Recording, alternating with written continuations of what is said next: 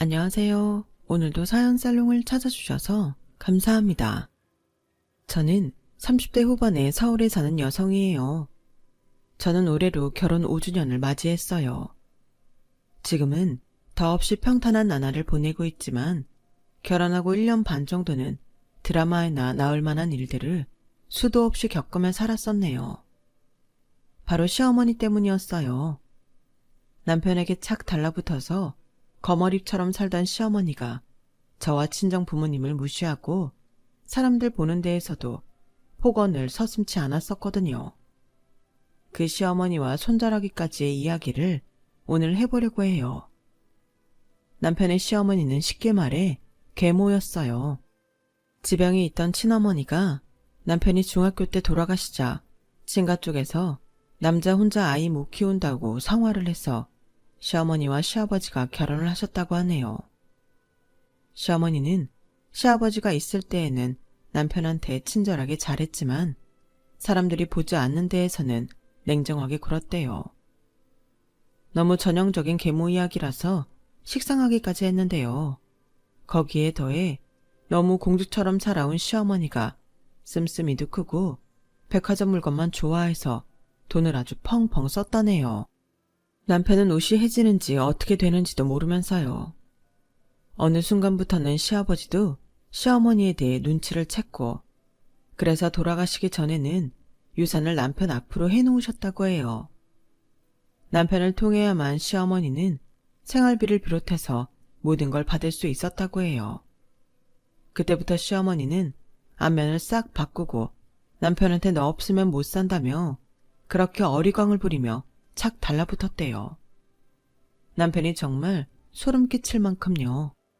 대학생으로 아직 나이가 어렸던 남편은 그런 어머니라도 없는 것보다 낫다고 생각해서 함께 하다가 졸업하고 직장에 다니게 되면서부터 떨어져 살았다고 하네요. 그런 남편과 저는 회사에서 진행했던 중대한 일을 하게 되면서 만나게 됐어요. 거래처 담당이었던 남편은 저와 의견이 잘 맞아서 일을 하는 게 무척 편했어요.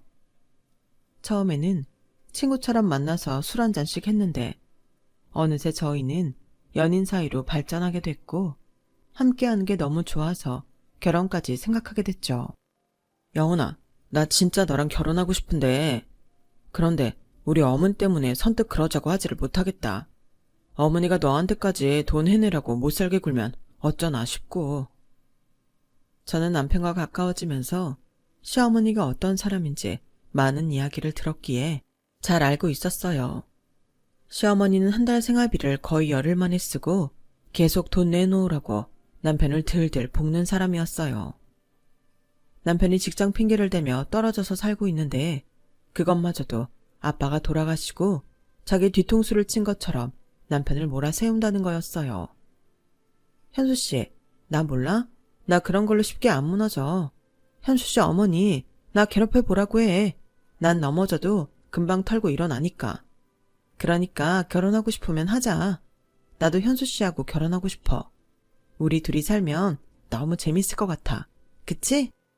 내가 그래도 인복이 없는 게 아닌가 봐. 영훈이 너처럼 밝고 좋은 사람 만난 거 보면 내 인생도 희망이 있다 싶어. 희망이 있다 싶은 게 뭐야. 당연히 앞날이 창창이 밝지. 우리 앞으로 살 날이 더 많은데 현수씨 어머니 때문에 너무 힘들어하지 않았으면 좋겠어. 내가 붙잡아 줄게. 그렇게 말해줘서 정말 고마워. 저와 남편은 각각 양가 인사부터 했어요. 저희 집에서야 당연히 남편을 대환영했죠. 부모님은 전부터 제가 좋다는 사람은 인간 말종만 아니면 무조건 오케이 한다고 하셨거든요. 하지만 시어머니는 역시 만만치 않았어요. 집에서 머리 세팅까지 하고 화장을 완벽하게 한 다음에 요즘 어른들도 안 입는 치렁치렁한 홈드레스에 진주 목걸이 긴 걸 하고는 억지로 웃고 있더라고요. 제가 왜 이렇게 세세히 기억하냐 하면 첫 만남에 인상이 너무 강렬했거든요. 게다가 눈으로는 쉴 새 없이 저를 훑어보면서 입만 웃고 있던 게 좀 무섭기도 했고요. 부모님은 뭐 하는 분이셔? 집은 어디에 있고? 강남? 부모님은 지금 지방에서 농사 짓고 계세요. 집도 거기고요. 아주 상냥하고 교양 있던 시어머니는 안색부터 싹 바뀌었어요. 시골에 산다는 거야? 어머 세상에. 어머니, 오늘 영훈이 처음 만나는 자리예요. 그냥 인사만 하기로 했잖아요. 다른 말씀 마세요. 사실 저희 부모님은 아버지가 퇴직하시고 지방에 있는 친척 댁에 몇 년간만 가 계시기로 한 거였어요. 아빠가 귀농생활도 해보고 싶으니 살던 아파트 재개발로 다시 짓고 완공될 때까지 친척 농사를 돕자고 한 거였고요. 엄마도 좋다고 하셔서 두 분이 내려가신 거죠. 제가 굳이 일일이 설명하지 않은 건 남편이 그러는 편이 좋겠다고 해서였어요. 난 어머니한테 우리 사정 세세히 알리고 싶지 않아. 사실 자세히 아실 필요도 없고. 그래봤자 자기 좋을 대로 유혹만 할 게 뻔해서 그래. 그러니까 지금 있는 사실만 말씀드리는 게 좋겠어. 남편은 시어머니한테 꼬박꼬박 어머니라고 했는데 시어머니는 처음부터 남편이 반말을 못하게 했고 남편도 시어머니한테서 엄마 같은 느낌을 전혀 받지 못해서 거리를 두고 싶어 그런다고 하더라고요. 저는 그런 남편이 얼마나 외롭게 살았을지 마음이 아팠죠. 아무튼 결혼하기 전부터도 시어머니는 저희를 힘들게 했어요. 상견례를 앞두고는 제가 있는 회사까지 찾아오기도 했고요. 나 현수 쟤 키우느라 내 좋은 시절 다 바친 사람이야. 그러면 나한테도 말년에 보상이라는 게 있어야 되지 않겠어? 근데 하나밖에 없을 사더니 총구석에서 농사나 짓는 노친애들이라는 거 나는 못 참아. 우리 친정이 어떤 집이었는지 알아? 나 험한 일 한 번도 안 시킨 집이야. 나 하고 싶은 거 다 했고 뭐든 최고급만 입고 먹고 살았다고. 나는 그렇게 살아야 한다고. 돌아가신 엄마 아버지랑 오빠가 그렇게 풀면 날아갈까 살살 보석 다루듯이 키웠단 말이야. 현수 아버지랑 결혼하고서도 나 힘든 일은 안 했어.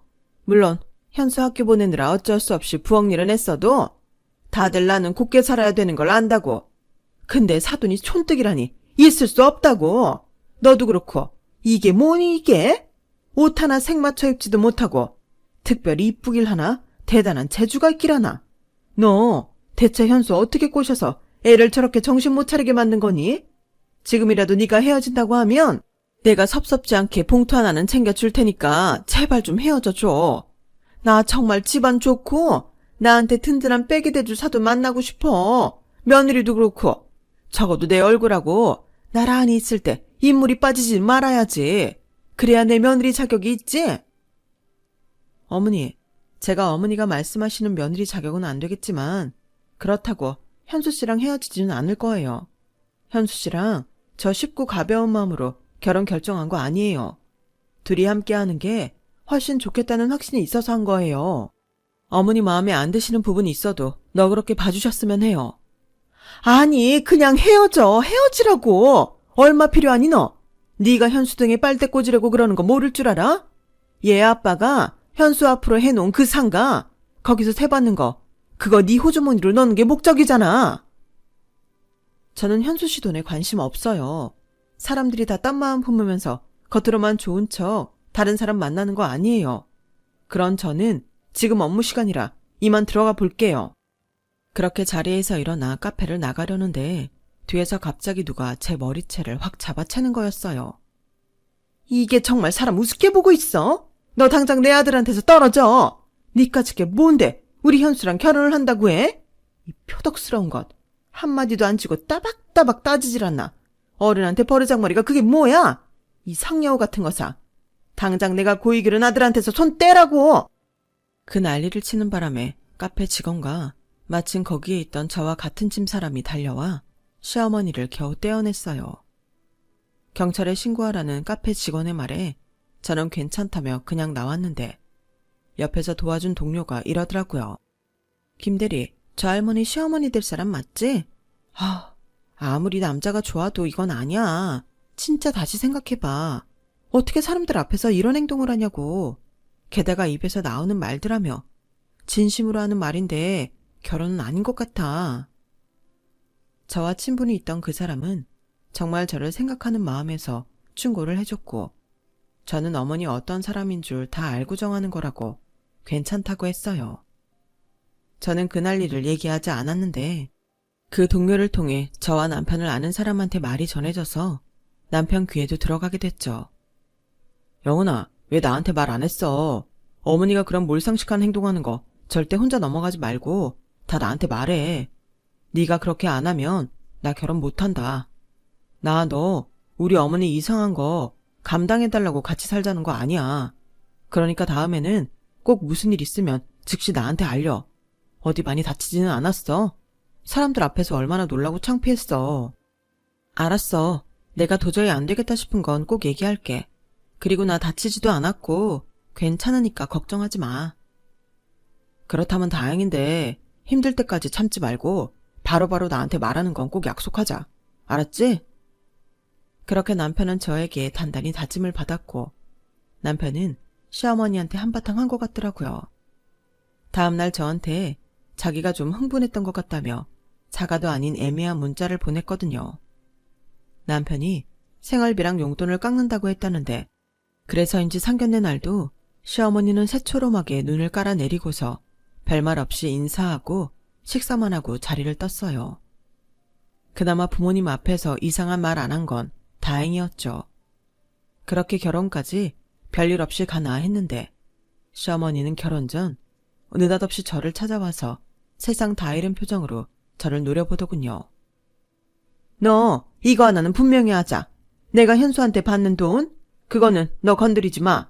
현수가 결혼해서 너랑 산다고 돈 들어갈 때 많다고? 나한테 주는 돈이 줄거나 하면 그때는 나도 가만히 안 있을 거야. 그리고 말이 나와서 그러는데 너는 나 용돈 한 달에 얼마씩 줄 수 있는 건지 정확히 말해. 아니, 내가 알려줄게. 너 나 100만 원씩만 줘. 그러지 않으면 나 내일 니네 결혼식 그냥 못 넘어가. 나도 뭐 제대로 챙겨받는 게 있어야 이득이지. 아니면 내가 며느리를 볼 이유가 없잖아. 난 너 같은 애가 현수랑 결혼한다고 하는 바람에 다들 다 받는 값비싼 한복도 못 받았고 제대로 된 명품 하나 못 받았잖아. 이게 뭐야? 내가 이러려고 아들 결혼시켜? 그러니까 너 한 달에 100만 원 내놔. 안 그러면 가만 안 있어? 어머니, 내일 만약에 어머니가 무슨 일 저지르시면 결혼식장에 있는 경비원들 다 올라올 거예요. 요즘 아무리 친인척이어도 그런 소동 피우면 업체에서 가만 안 있어요. 그리고 용돈 드리는 거는 제가 드릴 수 있는 만큼만 드릴게요. 100만 원씩은 못 드려요. 하지만 제가 할 수 있는 만큼은 드릴 테니 미리 정하지 마셨으면 해요. 저는 그렇게 똑부러지게 말하고 먼저 자리에서 일어났어요. 시어머니는 뒤에서 저한테 결혼 전부터 저 따위를 군다며 분에 찬 목소리로 험한 말을 퍼부었지만 저는 꼼짝도 하지 않았어요. 시어머니한테 용돈을 못 드리겠다고 할 수도 없었죠. 저도 주고 싶은 마음 눈꼽만큼도 없었던 게 사실이긴 해요. 그래도 제가 용돈을 보내면 남편한테 돈 달라고 괴롭히는 걸 좀 덜하지 않을까 해서 다만 얼마만이라도 보내겠다고 한 거였어요. 저는 남편이 저와 결혼하면서 시어머니한테서 벗어나길 바랐거든요. 하지만 시어머니는 저희가 결혼한 후 수시로 전화해서 제가 뭐 하는지 돈은 어떻게 쓰는지 감시하려고 들었어요. 얘, 니네 주말인데 어디 있니? 현수랑 놀러 간 거니? 집에 니들 없는 것 같은데 아침부터 어디를 간 거야? 니네 휴일이라고 어디 외식하러 갔어? 어디서 뭐 먹는데 얼마짜리야? 그렇게 돈 쓰면 뭘로 생활하려고 그래? 생활비 모자란다고 나한테 보낼 돈 안 보내고 그런 패륜적인 짓을 하지 말자. 저희는 너무 이상했어요.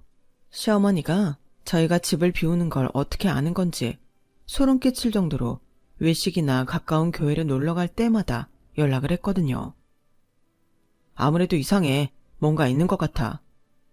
남편은 하루는 작정을 하고 컴컴한 새벽에 일어나 온 집을 뒤졌고 거실에서 카메라를 찾아내게 됐어요. 너무 기가 막힌 게 시어머니가 저희한테 선물로 준 장식용 조화 꽃병 사이에 있더라고요. 저희 집 분위기와 어울리지도 않고 저나 남편이나 조화는 좋아하지 않았지만 그래도 시어머니가 준 거라 거실 TV 옆에 놔뒀었거든요. 남편은 화가 나서 당장 시어머니를 찾아갔어요. 저 이거 가지고 경찰서로 갈 수도 있어요. 어머니가 이렇게 나오시면 저희가 더 잘하고 싶겠어요? 대체 왜 이렇게까지 하시는 건데요? 아니, 뭘 그렇게 화를 내고 그래? 내가 니네 어떻게 사는지 알 방법이 없으니까 그런 거지. 혹시 내 돈 둘이서 다 쓰는 건 아닌지? 나도 걱정이 돼서 밤에 잠이 안 온다고. 제가 분명히 말하는데요. 어머니 돈이 따로 있는 거 아니에요. 아시겠어요? 정말 제가 모진 맘 먹지 않게 해주세요. 한 번 더 이러면 진짜 어머니 안 보고 살 거예요. 어머, 너 고작 이런 일 갖고 나한테 이러는 거니? 그게 너 사춘기 한참 힘들 때부터 키워준 사람한테 할 소리야? 그러면서 시어머니는 운윤신용을 하고 소란을 피웠지만 남편이 정말 경찰서에 가려고 집을 나서자 황급히 붙잡아 안 그러겠다고 하면서 일단락이 됐어요.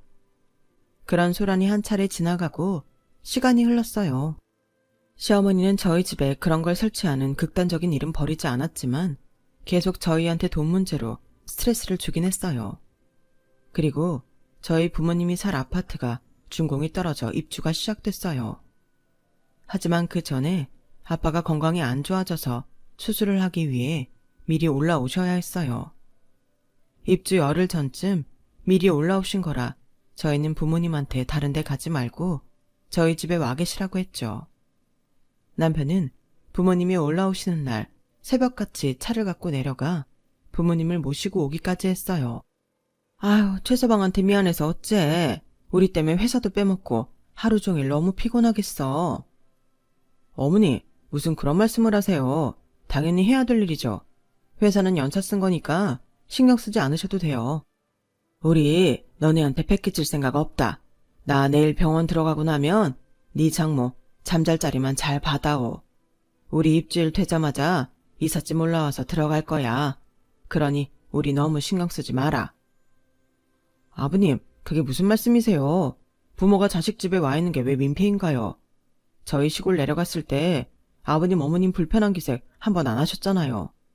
저희가 자식이니까 같이 있고 부모님 집에서 뒹굴거리는 거 당연하다고요. 저희도 마찬가지예요. 그러니 그런 말씀 마세요.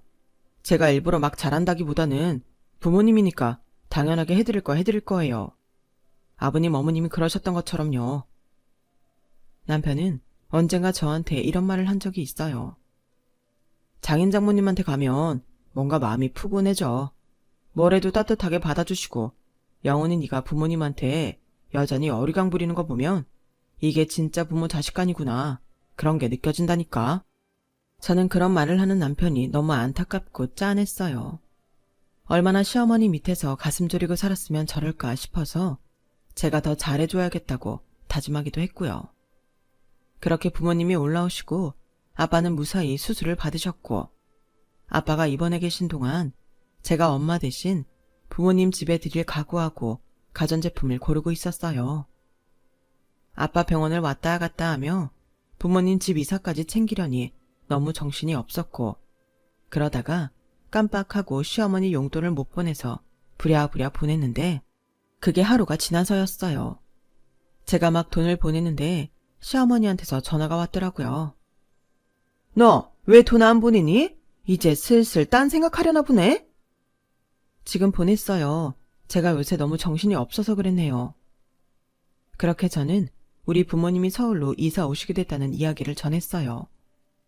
뭐 그런 말까지 안 할 필요가 있나 싶었고 어차피 알게 될 건데 말 안 하면 나중에 왜 말 안 했냐고 난리칠 걸 상상하니 그냥 얘기하는 게 낫겠더라고요. 그런데 시어머니는 예상치도 못한 말들을 하는 거였어요. 뭐? 서울로 이사를 와? 어떻게? 무슨 돈으로? 아니, 서울 집값이 이사 오겠습니다 하면 올 수 있는 데가 아니잖아. 설마 그 나이에 월세살이 하러 올라온 건 아닐 테고? 전세니? 아니요, 자가예요. 현수가 돈 대줬어? 그런 거야? 아니면 그 깡촌에서 농사나 짓던 양반들이 어떻게 서울까지 와서 집을 사냐고? 니네가 드디어 본색을 드러내는 거야. 이러려고 너 우리 현수랑 결혼한 거 맞네. 지네 친정에 돈 퍼주고 팔자 고치려고. 아니, 니네 부모님도 염치가 없어도 유분수지? 어떻게 사윗돈으로 호의호식하려고 드니? 자식이 뽕이야? 진짜 하나 있는 사돈이라는 게 뭐 이딴 거지들만 있는 건지? 너 딱 기다려. 내가 니네 부모가 산다는 집이랑 좀 봐야겠어. 저는 하도 가짜는 말에 한 대 맞은 것처럼 멍해졌어요. 적반하장도 유분수지. 지금까지 저와 남편한테 받은 돈으로 살아온 양반이 누구 부모한테 자식 덮고 온다고 하는 건지 기막히더군요. 저는 어떤 작은 일이라도 시어머니가 한 건 전부 얘기해달라는 남편 말이 생각났어요. 그리고 이거야말로 알려야겠다고 생각했죠. 보통 일이 아니고 제 부모님을 모욕한 거니까요. 남편은 제 이야기를 듣자마자 저희 회사 쪽으로 달려왔고, 저를 보러 왔던 시어머니는 남편을 보더니 저를 무섭게 쏘아보더라고요. 너도 참 가지가지다. 그새 현수한테 꼰질렀어? 어머니가 심하게 나오니까요. 제가 어머니가 이 사람한테 하는 일은 아무리 서서한 거라도 다 저한테 얘기하라고 했어요. 어머니, 장인 장모님 이사 오는 거 가지고 뭐라 하신 것 같은데 그분들 어머니 생각하시는 것처럼 무능하신 분들 아니에요. 들어가실 아파트도 2분 소유고요. 제 돈 한 푼도 들어간 거 없고 영은이 것도 마찬가지예요. 그분들 영은이한테 그 집 주실 분들이지 딸한테서 돈 받아 집 사실 분들 아니에요. 그러니까 더 이상 어머님 아버님 모욕하지 마세요. 너 어머님 아버님이란 말이 참 잘도 나온다. 그것도 내 앞에서. 뭐 사돈들 소유라니? 그럼 그렇게 알고 있을게. 어디 경기도 가까운 변두리로 오시는 거니? 요새 그런데도 땅값 무시무시한데? 이 사는 동네가 어디야? 땡땡동이에요. 제가 동네 이름을 말하자 시어머니는 화들짝 놀라며 저를 다시 쳐다봤어요. 남편은 절대 친정 부모님 재산에 대해 시어머니한테 얘기하지 말라고 했지만 저는 그 순간 우리 부모님을 계속 무시했던 시어머니한테 화가 나서 보란듯이 얘기해버렸어요. 저희 부모님 원래 사시던 아파트가 재개발돼서 새로 지었거든요. 거기에 다시 오시는 거니까 이제 다른 오해는 안 하셨으면 좋겠네요. 아니, 그 땡땡동 새로 지은 아파트라면 거기 뉴스에도 나왔던 땡땡 단지 말하는 거 맞지? 순간 시어머니 눈빛이 번쩍하는 것 같았지만 저는 대수롭지 않게 생각했어요. 하지만 남편은 그렇지 않더라고요. 아무래도 어머니가 어머님이나 아버님 찾아가서 실수할 것 같아. 진짜 불길해. 너무 걱정하지 마. 현수 씨 자존심 상할까봐 말 안 했는데 실은 내가 시어머니 어떤 분인지 대충은 엄마 아빠한테 말씀드렸어.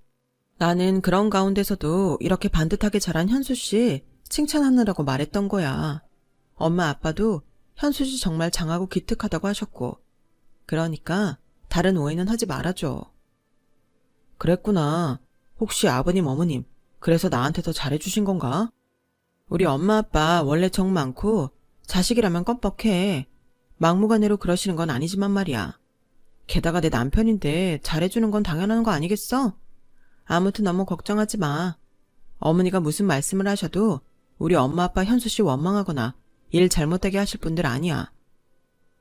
그건 나도 알지. 죄송해서 그러지 뭐. 남편은 시어머니가 저희 부모님한테 무례한 일을 할까봐 꽤나 걱정했는데 진짜로 시어머니는 저희 부모님이 이사하고 난 후에 찾아오셨어요. 그것도 저희 놀러 오라고 초대받은 날에 커다란 꽃다발까지 사들고서요. 꽃다발하면 카메라에 대인 기억이 있는 저희는 그런 시어머니를 유심히 감시했죠. 시어머니는 전과 다르게 저희 부모님한테 아주 싹싹하게 대하더라고요. 사돈어른 이제 몸은 좀 괜찮으세요? 병문안 한번 못 가봐서 너무 죄송해요. 제가 워낙에 곱고 자란지라 저 아플 때 아니면 병원 같은 데 가면 견디지를 못해요. 맨 아픈 사람 투성이라 제가 막 힘이 들더라고요. 이렇게 쾌차하셔서 참 다행이에요. 예, 감사합니다. 그나저나 어쩐 일로 찾아오셨어요? 저희가 사부인을 오늘 초대할 예정은 아니었는데요. 아빠가 부드럽지만 은근히 철벽을 치자 시어머니는 살짝 당황하는 것 같았지만 이내 곰살맞게 굴었어요. 아우, 제가 사부인 말동무 대드리고 싶어서요. 그래도 몇 년 만에 서울에 다시 오신 거잖아요. 전에 며느라이한테 얘기 들어보니 한 5년 만이라고 하신 것 같은데 5년 사이에도 서울은 확확 바뀌잖아요. 제가 새로 생긴 백화점에도 모시고 가고 맛있는 밥집도 같이 가려고요. 아, 생각해 주셔서 감사해요, 사부인. 저야 그런데 별로 관심이 없어서요. 그래도 사부인이 언제 연락 주시면 한 번 정도는 같이 가보도록 할게요. 엄마도 애둘러서 자주 보고 싶지 않다는 표현을 했지만 시어머니는 눈 하나 깜짝 안 하고 밥에 후식까지 얻어먹고 여기 시세가 어떻게 되는지, 앞으로 생활하는 데에 나오는 돈은 어디서 나오는지까지 꼬치꼬치 물었어요.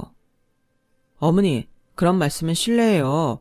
예전에 결혼할 때 장인 장모님 뵙고 오늘 처음이잖아요. 괜찮네, 최서방. 저희는 연금도 있고 저희 조그마한 IT 회사에 투자한 게 있어서 애들한테 손 벌리지 않고 살만합니다. 어머, 사돈어르신. 젊으실 때 꽤나 능력이 있으셨겠어요. 어쩜 이렇게 노후를 탄탄하게 설계하셨대요? 정말 우리 현수돈 가져가실 일은 없겠네요. 어머니, 이만 가세요. 저희도 내일 출근해야 돼서 일어나야 돼요.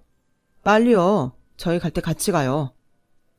남편은 시어머니 입에서 점점 노골적인 말이 나오는 걸 참지 못하고 서둘러 시어머니 등을 떠밀며 집 밖으로 나왔어요. 시어머니가 가져온 꽃다발까지 같이요. 너 그건 왜 가지고 나온 거야? 내가 사돈 댁 선물로 가져온 건데? 이 안에 또 뭐 숨겨놓은 건 아니고요. 저희가 당한 게 있는데 그만한 눈치도 없을 줄 아세요. 더는 장인 장모님 근처에 얼씬도 하지 마세요. 남편은 시어머니를 내쫓다시피 하며 집으로 돌려보냈어요. 하지만 그런다고 자기 하고 싶은 걸 안 할 시어머니가 아니었죠. 시어머니는 기어이 엄마를 데리고 나가서는 자기 골프 회원권을 끊어달라고 졸랐더라고요. 사부인이 꼭 갖고 싶은 클럽 회원권이 있다면서 자기 혼수로 정말 받고 싶은 건 못 받았는데 그거 하나 해달라고 하시네. 거기는 소개받아야 한다니까 네 아빠 지인한테 부탁해달래. 네 아빠 친한 사람 중에 그 클럽 회원 있는 건 어떻게 하셨다니? 엄마, 절대 해주면 안 돼. 해주겠다고 한 거 아니지? 실은 내가 그거 해주면 너나 최서방 더는 괴롭히지 않을까 하고 알겠다고 했어. 혼수 마음에 안 들었다는 게 그것 때문에 너한테 그렇게 돈 달라고 한 건 아닌가 싶고 해서.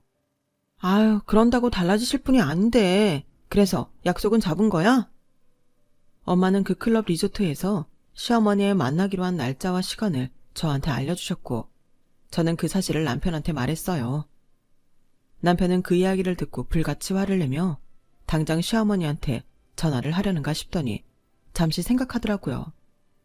안 되겠어. 이번 기회에 모든 걸 정리해야겠어. 남편은 뭔가 단단히 마음먹은 사람 같았어요. 그리고 엄마와 시어머니가 리조트에서 만나기로 한 날, 저와 남편도 회사 휴가를 쓰고 그 자리에 나타났죠. 자기 뜻대로 VIP로 고급 클럽 회원이 될 거라고 생각했던 시어머니는 저희를 보자마자 얼굴이 굳어버렸어요. 니네는 여기 어쩐 일로? 설마 사부인이 말씀하셨어요? 어머 세상에, 제가 분명히 말씀드렸잖아요. 애들한테 비밀로 해달라고요. 쟤들은 자꾸 저를 오해해서 꼬아서 생각한다니까요. 저는 순수하게 말씀드린 건데 사부인 이러실 줄 몰랐네요. 라며 눈물 짓는 신용까지 하는 시어머니한테 남편이 말했어요. 제가 무슨 일이건 어머니가 말씀하신 건 다 저희한테 얘기해달라고 부탁드렸어요. 어머니, 여기 회원권이 얼마인 줄이나 아세요? 1억이라고요, 1억. 그걸 장모님한테 해달라고 하면 어떡해요? 어머님 수준에 맞는 골프장 가서 친구들 사귀고 노시면 되잖아요. 장모님한테 자꾸 이런 곤란한 부탁하지 마세요. 현수, 너 대체 누구 편이니? 너 결혼하고 진짜 달라진 거 알아? 내 자식 아닌 것 같아. 나 자식 뺏겼다고. 너 이 집 부모님들한테 어머님 아버님 하면서 살갑게 구는 거 내가 모를 줄 아니? 너나 며느리나 나한테는 냉정하고 차가우니 나도 말년에 이런 데 와서 돈 많은 사람 만나 편하게 살고 싶어. 니들이 나 편하게 못 해주잖아. 그러면 이런 거라도 할 수 있게 해줘야 되는 거 아니야? 내가 잘 되는 게 너네는 그렇게 보기 싫어? 그렇게 혼자 감정적으로 울부짖던 시어머니는 갑자기 화살을 저희 엄마한테 돌렸어요. 이게 다 왜 그런 줄 아세요, 사부인? 바로 사부인 딸 제가 이렇게 만든 거예요. 사부인 딸 보통 내기 아니에요. 저랑 아들 사이를 이렇게 갈라놨다니까요. 제가 힘들게 키운 자식이 여자한테 놀아나면 어떤 엄마가 가슴을 치고 울지 않겠어요? 나를 힘들게 키웠다고? 그게 당신이 할 소리야? 남편이 서슬퍼런 목소리로 소리치자 시어머니도 엄마도 놀라서 쳐다봤어요. 특히 시어머니는 얼굴이 새빨개졌더라고요. 너 지금 뭐라고? 당신? 나 결심했어. 당신이 장모님한테 여기 회원권 사달라는 말 들었을 때 오늘 당신이 어떻게 나오는지 보려고 했거든. 나 당신 때문에 공부에만 집중해야 될 시기에 새벽에 일어나 내 도시락 내가 싸가지고 다니고 내가 아르바이트해서 학교 등록금 냈어. 당신이 돈 한 푼 안 줬으니까. 당신이 아빠까지 쥐고 흔드는 바람에 나는 완전히 찬밥이었잖아. 내 신발이고 가방이고 전부 헐어서 떨어져도 당신 몰랐잖아.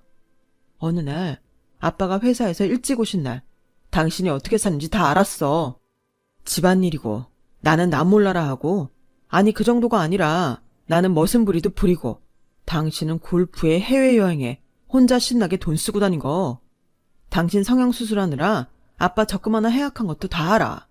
그래서 아빠가 건물 나한테 물려주고 내 허락 하에서만 당신한테 돈 갈 수 있게 한 거야. 여태껏 그것도 몰랐다니 당신도 참 어리석다. 그리고 이제는 영훈이 친척한테 들러붙어서 돈 뜯어내려고 해? 나 더는 못 참아. 당신하고 부모 영 끊을 거야. 어차피 우리는 혈연관계도 아니고 아빠도 안 계시니 그래도 상관없어. 그럼에도 지금까지 내가 참고 산 건 당신 인생 불쌍해서야. 그래도 아빠 마지막에 당신이 그 옆에 있어줬으니까 그거에 대한 보답이기도 했고. 하지만 이제 아니야. 나 지금부터 당신 아들 아니야. 나 이거 법원까지 갈 생각 있으니까 당신도 알아서 대처해. 골프 회원권 1억? 그게 장난이야? 어떻게 장모님 앞에서 돈 많은 남자 만나서 팔자 펴겠다는 말을 아무렇지도 않게 할 수 있어? 당신은 부끄러움도 몰라?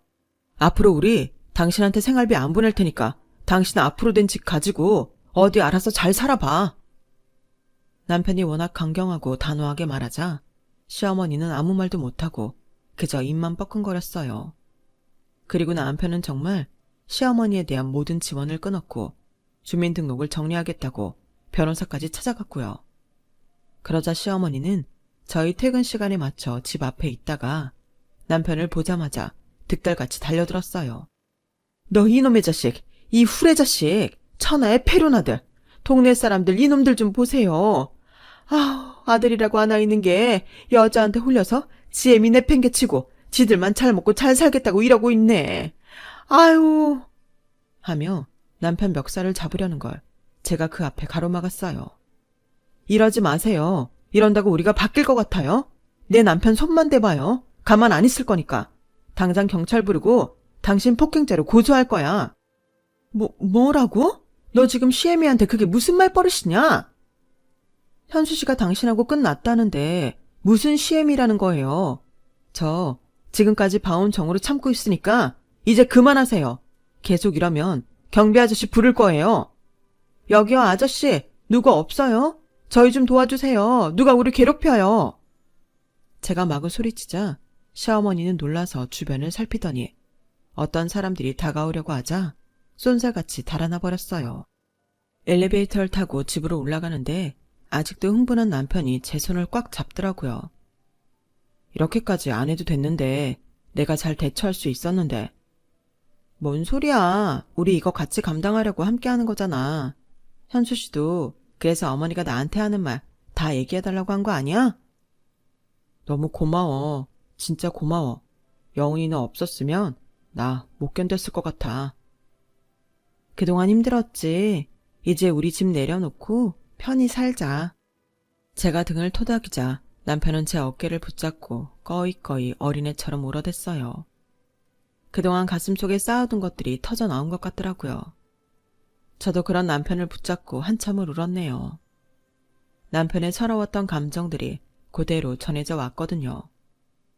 남편은 정말로 시어머니와 주민등록 정리를 했고 시어머니는 살고 있는 집과 건물을 팔아 반을 주는 조건으로 그렇게 하기로 합의를 했어요.